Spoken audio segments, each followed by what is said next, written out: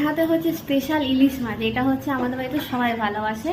আমার মাকে একবার পাঠিয়েছিলাম ওই বাড়িতে, তো মা বলেছিল ভালো হয়েছে, বেশি করে দাও, মাছ অনেকটাই আছে।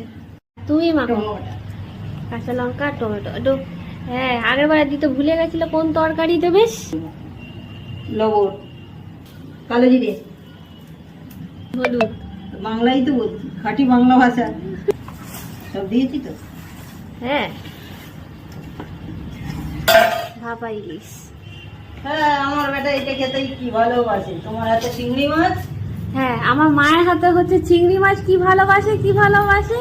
মায়ের হাতে হচ্ছে ইলিশ। কালকে রাতেই বলেছিল ইলিশ মাছ আনতেই যে করো, মা বলেছে এখন হবে না। সব না, কেন কি হয়েছে? কালকে তোর ওই মা খাবে না, তোর মায়ের জন্য তো কিছু একটা ব্যবস্থা তো করতে হবে, মাছ তো আনতেই হবে।